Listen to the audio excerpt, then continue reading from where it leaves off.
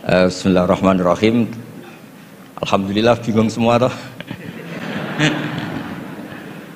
Jadi yang saya mau katakan di sini adalah peristiwa-peristiwa furu'iyah. Itu memang Nabi didesain salah, bukan salah, didesain salah, sehingga itu melahirkan hukum fikih. Nabi itu pernah sholat duhur, itu di riwayat Bukhari hanya 2 rakaat. Setelah itu pulang sampai pintu gerbang mau sampai dalam, sahabat yang kayak kita-kita ini senangnya bukan main, karena ini revisi hukum dari 4 menjadi 2. Senangnya minta ampun itu. Yang kayak saya lah, termasuk jenengan semua. Terus kemudian sahabat yang akabiru sahabat karena beretika gak berani negur, gak berani tanya. Tapi ada sahabat namanya Dzul Yadain. Maksudnya menjelaskan dikatakan Pak Quraisy, yang dilakukan Nabi pun ada yang tidak dari wahyu, dan itu bisa dengan arti desain Allah salah untuk syariat. Akhirnya Nabi ditegur sama Dzul Yadain, aku siroti sholatu amnasita ya Rasulullah. Apa ini sholat sekarang jadi 2, apa memang kau lupa? Nabi masih menjawab kullu dzalika lam yakun, itu semua agak terjadi. Nabi kembali tanya semua sahabat, ahaqqun ma qalahu Dzul Yadain, apa benar yang dikatakan Dzul Yadain? Semuanya bilang benar, tadi engkau sholat hanya 2 rakaat. Terus Nabi takbir lagi menambahkan 2 rakaat. Makanya terkenal di kalangan ahli tafsir, Nabi ngendikan ma kuntu ansa walakin unassa li as-sunnah. Saya ini tidak pernah lupa, tapi didesain Allah lupa supaya orang tahu kalau sholat lupa itu kayak apa. Alhamdulillah kita sering lupa, jadi ya. Kedua itu peristiwa Nabi itu mau sholat, sudah mau takbir, sudah di mihrab. Kata Nabi, makanakum, kamu diam di sini aja. Nabi pulang, setelah kembali ke masjid atau musola, yakturu ra'suhu ma'an, kelihatan habis mandi junub. Terus kata Nabi, oh ya tadi saya lupa belum mandi junub, makanya pulang terus mandi.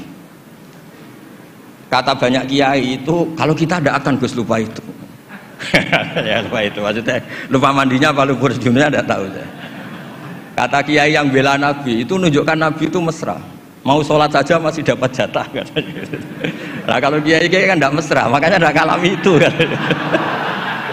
Tapi intinya Nabi itu manusiawi sekali, dia pernah lupa. Pernah lupa sudah di itu. Kalau yang melakukan Pak Rektor mesti mikir apa ya semua gitu. Pak Rektor sholat duhur 2 rakaat pasti mikir apa toh nganti lali kan gitu. Sebetulnya itu meraktekkan sunnah Rasul tadi benar.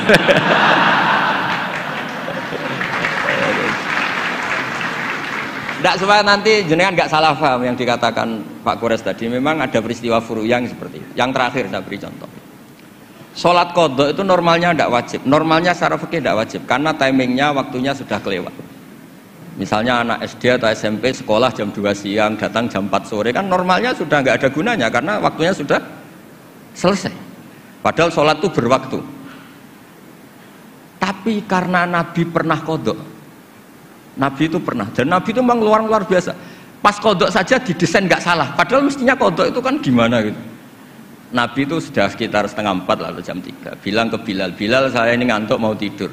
Dah tidur saja ya Rasulullah, saya ini mau sholat malam sampai subuh, tenang saja. Ya kalau gitu ikhla' lana lail, kamu jaga. Iya tenang aja Nabi. Setelah sholat ternyata Bilal ketiduran juga. sampai sekitar jam 8 kalau 8:30, sampai tidak membangunkan kita kecuali harus samsi, sampai matahari panas. Terus Nabi tanya, Bilal gimana janji kamu? Katanya Bilal enak. Saya juga ngalami apa yang kau alami ya Rasulullah. Akhirnya terus Nabi nyuruh Bilal, nyuruh walhasil diadakan sholat jamaah. Nah berkahnya Nabi didesain lupa tadi diketahui kalau sholat qadha itu wajib. Andai kan tidak terjadi kesalahan itu, maka qadha itu tidak wajib karena momentumnya sudah kelewat. Jadi itu yang dengan arti itu tadi, ma kuntu ansa walakin unassa li as-sunnah. Saya ini tidak pernah lupa, tapi sering didesain Allah itu lupa. Supaya orang tahu kalau beribadah pas lupa atau ada kesalahan sosial apa, cara benahinya gimana. Terus yang kedua tentang tadi yang diceritakan Pak Quraisy belum dikasih nama iktifa kalau dalam bahasa Balaghah. Quran itu sering pakai bahasa yang iktifa. Iktifa itu menyebut satu karena yang lainnya sudah diketahui. Atau dinisbatkan pada lawan bicara. Misalnya gini, kalau polisi bilang itu dibunuh oleh orang yang nggak dikenal, dicuri oleh orang yang nggak dikenal. Nggak dikenal itu binisbat kepada siapa? Kepada yang punya rumah kan. Kalau yang nyuruh kan tahu, teman malingnya kan tahu. Sedekah rahasia, bagi yang dikasih kan tahu. Bilang rahasia binisbat ke siapa? Nah, begitu juga Quran sering cerita, alladzina yu'minuna bil ghaibi. Semua orang Islam tuh iman sama Nabi Muhammad SAW. Itu tidak ghaib, Nabi musyahad, Nabi maujud musyahad. Tapi iktifa bil ghaibi wa bil musyahad. Orang yang enggak kelihatan saja iman, apalagi sama yang kelihatan. Jadi ada lagi wa huwallazi yabda'ul khalqa tsumma yu'idu wa huwa ahwanu alaih. Kalian semua tahu kan langit bumi yang menciptakan saya, maka setelah hancur saya juga menciptakan lagi, dan itu lebih mudah kata Allah. Karena logika manusia adalah mengembalikan materi yang sudah ada lebih mudah ketimbang membikin dari awal. Jadi ada beberapa bahasa yang binisbat lil mukhatab. Sehingga bahasa Quran itu sering pakai misalnya nyun sewu wajadaha taghrub, matahari kamu lihat tenggelam. Allah tidak pernah cerita faidan asyamsu gharibah, matahari tenggelam. Nggak mungkin matahari yang al-jirmul akbar, fisik yang lebih besar, tenggelam di bumi yang lebih kecil, nggak ada. Tapi fi nazaril aini, menurut pandangan mata, matahari sekarang sudah tenggelam di gunung itu. Wajadaha taghrub. Nah, di ayat-ayat seperti ini Quran sangat fasih sekali, misalnya ngendikan watarul jibala tahsabuha jamidata wa hiya tamurru marras sahab. Wajadaha taghrub. Jadi kita mengatakan matahari tenggelam itu binisbat dengan ukuran mata kita melihat matahari tenggelam. Tapi hakikatnya tidak mungkin matahari yang lebih besar ketimbang bumi kemudian tenggelam di bumi. Nah, makanya aturan-aturan tafsir yang dikatakan Pak Quraisy itu pilihannya dua. Kamu pura-pura nggak tahu saja sehingga GR jadi ahli tafsir. Atau ahli tafsir tugas karena UI butuh pusat studi tafsir terus ada yang daftar terus masuk gitu saja. Itu nggak ada ukurannya. Ukurannya pokoknya kroninya rektor masuk gitu. Kalau ukurannya dites ya mungkin yang lulus saya tok itu.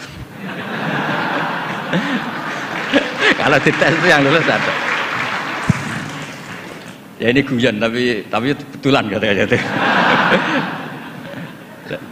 Jadi apa ya gitu. Jadi memang nah yang tadi yang dikatakan Pak Quraisy memang benar, banyak lafadz ta yang lil wahdah bukan lil jinsi. Memang Baqarah itu lil wahdah bukan lil jinsi. Dan memang di beberapa tafsir termasuk tafsir di Kemenak itu juga masih diberi kata betina. Itu satu-satunya kita bela itu nyari tafsir-tafsir yang kebetulan sejenis. Ada riwayat mengatakan itu unsan, tangintipnya kapan? Tapi memang di bahasa Arab tuh gitu ya. Makanya Abu Hanifah dulu pernah dibully, ditanya apa Namlatu Sulaiman. Beliau zaman itu mungkin belum ila darujatil mustahid, jawab perempuan. Alasannya qalat namlatun. Terus diingatkan sama ahli bahasa itu namlah liwahdatil jinsi, karena dari kata ya ayuhan namlu ketika jenis pakai tanpa tak, ya ayuhan namlu dkhulu masakinakum ketika sudah wahdah qalat namlatun. Makanya di antara argumentasinya Nabi Adam dulu nanti itu mau debat sama malaikat kan kata Allah kan wala taqrabu hadis syajarah, pohon itu berarti satu tok yang dilarang, yang lainnya boleh. Jadi itu masalah-masalah yang setidaknya karena Anda dengar dari Pak Quraisy, dari saya, setidaknya bertobat lah. Kalau tidak ahlinya ya jangan ikut gitu. Itu aja berkahnya mengerti, kalau tidak mengerti itu ya itu. Jadi ya bertobat, kalau tobatnya diterima ya alhamdulillah, kalau enggak ya berharap diterima kapan-kapan. Nanti ini Pak Rektor biar ini di struktur UI itu atasan saya, tapi beliau sering ngaji sama saya, entah kuat yang mana, struktur guru sama supaya saling tawadhu itu karena kata Nabi, semua Nabi dikasih wahyu antawadhu hatta la yafkhara ahadun ala ahadin. Semuanya harus tawadhu sehingga tidak ada orang yang saling sombong. Enggak apa-apa, ada kalah, ada menang, enggak apa-apa, malah bagus. Ya, gitu. Saya pikir nanti pertanyaannya yang gampang-gampang ya. Karena nanti kalau jenengan tanya yang sulit, itu berarti enggak paham, masih kesulitan. Kalau tanya yang mudah itu berarti Anda masih belum pinter. Coba nanti Anda milih aja. Abu Nawas pernah disuruh pidato, dia nggak bisa pidato, disuruh pidato.